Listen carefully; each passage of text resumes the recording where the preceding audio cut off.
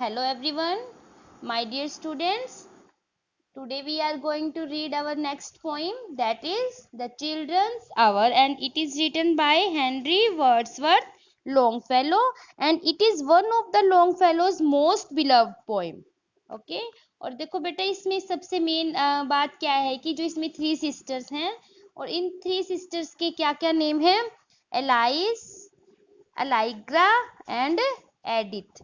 और जो ये राइटर हैं पोइट हैं, वो इनके खुद के बच्चों के यही नाम थे जो उन्होंने इस पोइम में लिए हैं। ओके, अब मैं आपको एक शॉर्ट डिस्क्रिप्शन बताती हूँ इस पोइम का कि इस पोइम में है क्या। इस पोइम में थ्री सिस्टर्स हैं और इनके जो फादर हैं, ये अपने फादर के पास जाती हैं चुपचाप, रात को अपने फादर को सरप्राइज देना चाहती हैं जब तो वहाँ और उनके साथ टाइम स्पेंड करना चाहती हैं। और तो उनके फादर को पता चल जाता है भी ऐसे ऐसे मेरी डॉटर्स आ रही हैं, तो ये तीनों उनके पास पहुंचती है। एक तरह से इनको वो सरप्राइज करना चाहती थी और वो अपने फादर के साथ टाइम स्पेंड करती है। इनके फादर बहुत खुश होते हैं और इनके फादर इनके साथ टाइम स्पेंड करते हैं। Okay, let's start. Between the dark and the daylight, when the night is beginning to lower, जब रात के समय, between the dark and the day light, रात और सुबह के समय, मतलब कि जैसे हम 4 बजे के आसपास का टाइम कह सकते हैं, जब रात खत्म होने वाली हो और सुबह मतलब मॉर्निंग शुरू होने वाली हो। व्हेन द नाइट, जब बिगिनिंग मतलब कि नाइट है जो वो और कम होती जा रही है, मतलब कि खत्म होने वाली है। Comes a pause in the day's occupations that is known the children's hour, मतलब कि ऐसा पोज का मतलब थोड़ा रुकावट आना, मतलब कि उस टाइम जब दिन के सारे काम, थकावट, दिन के सभी कामों में, मतलब कोई काम नहीं कर रहे होते, कामों से छुट्टी मिली हुई है या कह लो कि उस टाइम कुछ काम नहीं कर रहे, that is known as children's hour. उस टाइम बच्चे सोचते हैं कि ये जो गर्ल्स हैं वो सोचते हैं कि अब हम अपने फादर के पास जाके टाइम स्पेंड करेंगे, इसलिए इसी टाइम को यहाँ पे चिल्ड्रंस आवर कहा गया है।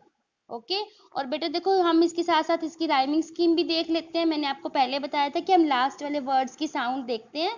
जैसे डेलाइट, और डेलाइट हम इसको ए देंगे, सेकंड को लोअर, दोनों सेम नहीं है इसलिए इसको बी देंगे।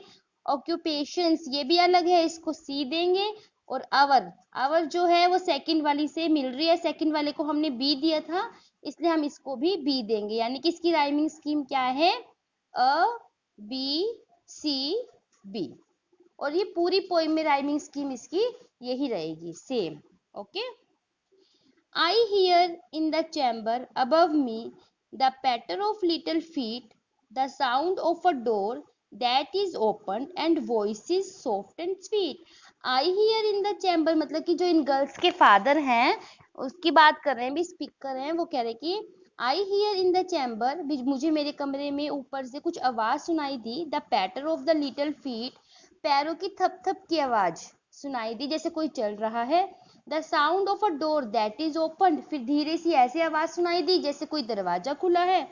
And voices soft and sweet, और बहुत मीठी मीठी और सॉफ्ट, जैसे थोड़ी थोड़ी आवाज भी सुनाई दी कि जैसे कोई बात कर रहा है। देखो बेटा इसमें भी सेम वही राइमिंग स्कीम है।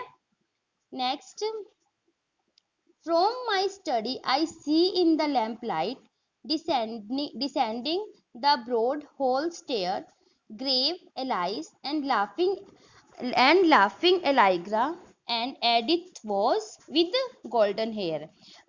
स्पीकर कह रहे हैं कि उसके फादर कह रहे हैं कि मैंने अपने स्टडी रूम से मैंने देखा कि मैं लैम्प लाइट में, आई सी इन द लैम्प लाइट, भी लैम्प लाइट में मतलब मैंने अपने स्टडी रूम से देखा कि एक लैम्प लाइट में कुछ जो है, मतलब कि डिसेंडिंग, सीढ़ियों से नीचे उतरते हुए, भी कुछ सीढ़ियों से नीचे जैसे कोई उतर रहा है, मतलब उन्होंने अपनी बेटियों को देख लिया, जैसे grave Alice and laughing Allegra and Edith with the golden hair, मतलब कि उनकी बातों से ही उसके फादर कह रहे कि मेरे को पता चल गया कि ग्रेव एलाइस, मतलब कि जो उनकी बेटी एलाइस है वो बड़ी गंभीर है, मतलब वो तो बिल्कुल सीरियस होके उतर रही है। एंड लाफिंग एलाइग्रा, जो एलाइग्रा है वो धीरे से हंस रही है एडिथ के साथ, और जो एडिथ है उसके जो है गोल्डन हेयर है। देखो अभी इस पिक्चर में भी दिख रहा है कि पहले वाली जो बेटी है ये बिल्कुल सीरियस है, इसको ये लग रहा है कि पापा को, मतलब इसके फादर को पता ना चले कि हम आ रहे हैं। और बीच वाली देखो ये हंस रही है, ये दोनों थोड़ी थोड़ी लाफिंग कर रही हैं, और जो लास्ट है इसके गोल्डन हेयर है।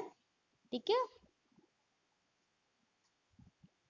Next, a whisper and then a silence. Yet I know by their merry eyes they are plotting and planning together to take me by surprise. मतलब whisper मतलब धीरे से फुसफुसाना, फिर चुप हो जाना. Yet I know by their merry eyes, जबकि मुझे पता चल गया उनकी खुशी भरी आंखों से, that they are plotting and planning together, जैसे कि वो कुछ सरप्राइज देने की प्लानिंग कर रहे थे इकट्ठे. To take me by surprise, जिससे मैं सरप्राइज हो जाऊं, वो ऐसी कुछ प्लानिंग कर रहे थे इकट्ठे. और उनकी आंखों में जो खुशी थी, मैंने उससे ही अंदाजा लगा लिया कि वो पहले धीरे धीरे बोलती हैं फिर चुप हो जाती हैं. तो मैंने इस बात से अंदाजा लगा लिया कि वे कुछ प्लानिंग कर रही हैं जिससे कि वो मुझे सरप्राइज कर सकें. A sudden rush from the stairway, a sudden raid from the hall. By three doors left unguarded, they enter my castle wall. A sudden rush मतलब अचानक से धक्का लगाना या अचानक से घुस जाना. A sudden rush from the stairway, सीढ़ियों के रास्ते से एकदम अचानक से अंदर आ जाना. A sudden raid from the hall, और रेड मतलब कि एंट्री करना, और एकदम से अचानक ही एंट्री करना होल में.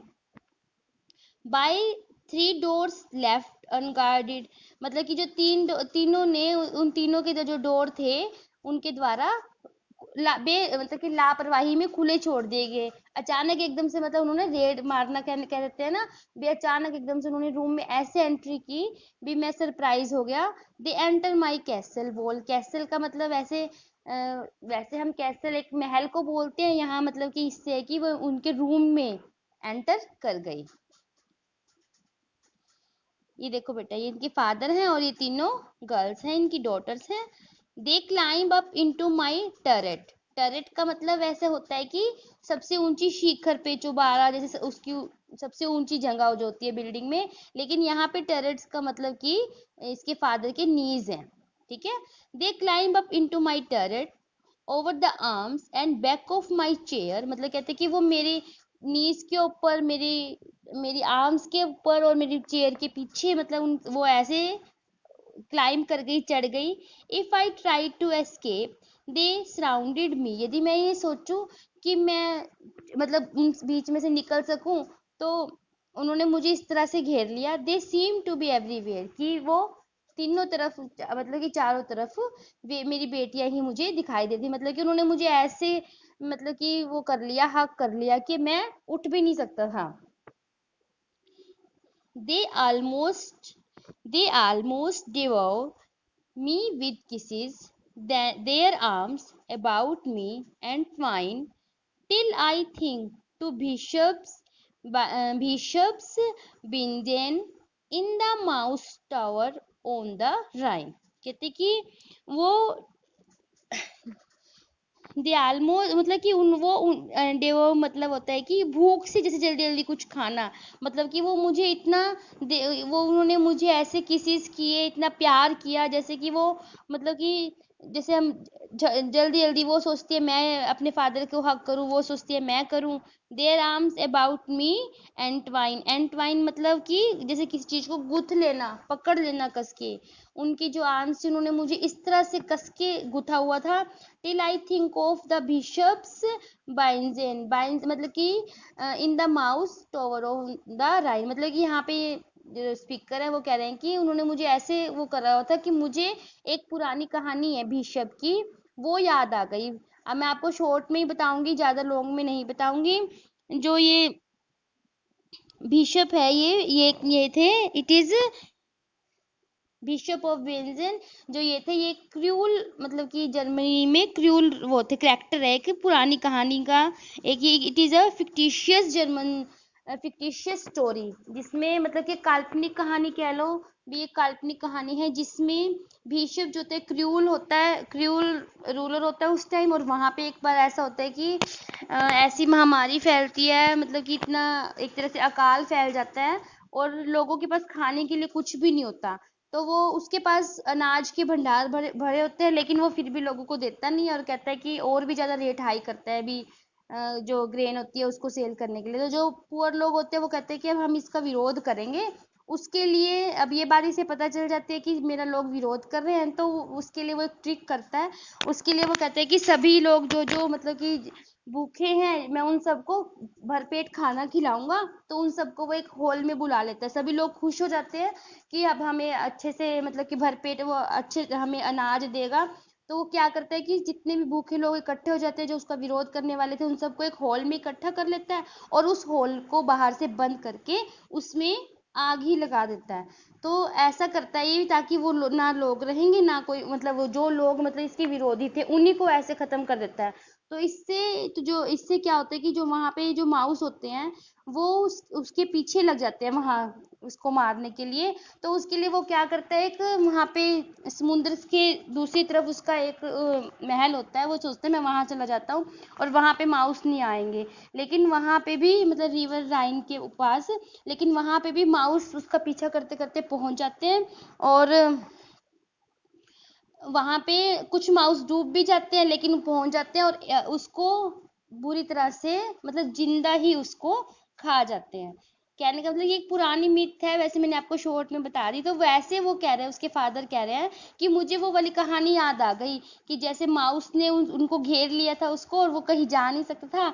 मेरे को अपनी सिचुएशन एक टाइम ऐसी लगी जैसे मैं अब यहाँ से हिल भी नहीं सकता, बस जस्ट एक उसकी इमेजिनेशन है माइंड की कि मेरे मन में, उसके फादर कह रहे कि मेरे मन में एकदम ऐसे आया कि मैं ऐसे गुथा हुआ हूँ। Do you think O blue eyed banditti because you have scaled the wall you such an old mustache as I am is not a match for you all। वो कहता है कि अपनी डॉटर को कह रहे हैं कि डॉटर्स को कह रहे हैं कि बंदिती मीन्स रोबर्स, मतलब कि जैसे कि रोबरी करने के लिए वो पीछे से उन्होंने एंटर किया। तो वो कह रहे कि नीली आंखों वाली रोबर्स, तुम ये सोचते हो कि चलो ठीक है स्केल्ड मतलब कि दीवार को पार कर लेना, कि चलो ठीक है तुमने दीवार को तो पार कर लिया। Such an old moustache as I am is not a match for you. भी तुम सोच रहे हो कि अब हमारे फादर हमारे बूढ़े हो गए हैं, या जैसे इनकी ऐसे मूछें आ गई हैं कि मतलब कि अभी हम तो यंग है, या हमारे फादर इतने वो कि मुझे मैच नहीं कर सकते, या मतलब कि जैसे हमने किया ऐसे हमारे फादर नहीं कर सकते। उसके फादर उनको अपनी डॉटर्स को कह रहे हैं कि क्या तुम ऐसे सोच रहे हो। I have you fast in my fortress and will not let you depart, but put you down into the dungeon in the round tower of my heart। अब यहाँ पे वो स्पीकर कह रहे हैं कि आई मतलब कि मैंने तुम्हें अपने किले में कैद कर लिया है। अभी तुम आ तो गए हो रॉबर्ट्स की तरह। I have you fast in my fortress, मैंने तुम्हें अपने किले में, कैसल में अपने, मैंने तुम्हें कैद कर लिया है। And will not let you depart, और अब मैं तुम्हें जाने नहीं दूंगा। But put down into the dungeon in the round tower of my heart. Dungeon का मतलब होता है कि जैसे कि अंडरग्राउंड कोई गुफा होना। तो पोइट कह रहा है कि स्पीकर कह रहा है कि मैंने तुम्हें उस गुफा में जो मेरे दिल के चारों ओर, जो मतलब कि जो मेरे दिल में बनी हुई है, round tower of my heart, मतलब कि मेरे हार्ट के चारों तरफ। कहने का मतलब कि मैंने, जैसे एक अंडरग्राउंड गुफा होती है उसमें कोई किसी को कैद कर ले तो निकल नहीं पाते, इसी तरह से मैंने तुम्हें अपने हार्ट में, अपने दिल में, दिल रूपी गुफा में मैंने तुम्हें कैद कर लिया है, जिसकी चारों तरफ जो दीवारें हैं, राउंड टॉवर मतलब जो जो हार्ट की मेरी दीवारें हैं, उस दीवारों में मैंने तुम्हें कैद कर लिया है। और अब मैं तुम्हें वहां से कभी नहीं जाने दूंगा, मतलब कि मैं तुम्हें हमेशा अपने दिल में रखूंगा। And there will I keep you forever, yes, forever and a day, till the walls shall crumble to ruin and moulder in dust away। माउल्डर मतलब कि धीरे धीरे, डीके स्लोली मतलब धीरे धीरे खत्म होना। और वो कह रहा है कि मैं तुम्हें वहां हमेशा अपने पास रखूंगा, हमेशा के लिए, for ever and a day. और जब तक वो दिन नहीं आता, जब तक ये दीवारें टूटनी शुरू नहीं होती, या धीरे धीरे मतलब कि ये डिके होनी शुरू नहीं होती। कहने का मतलब कि जब तक मैं हूं तब तक मैं तुम्हें अपने दिल से कहीं नहीं जाने दूंगा। मीन्स टू से वो कह रहा है कि मतलब मैंने तुम्हें अपने दिल में, मतलब वो अपनी बेटियों से इतना प्यार करते हैं कि वो कह रहे हैं कि मैं इन मेमोरीज को हमेशा अपने दिल में रखूंगा। ठीक। एंड मैं तुम्हें कहीं कहीं कभी नहीं जाने दूंगा। ओके, मतलब कि देखो लास्ट में ये है कि फादर ने अपनी डॉटर्स के साथ बहुत अच्छे से इंजॉय किया, और फादर ने ये कहा कि मैंने तुम्हें हमेशा के लिए अपने दिल में कैद कर लिया है। वो सभी इंजॉय करते हैं। Okay, I hope you understood this poem. Now read this poem again and try to find out question answer of this poem. Okay, thank you.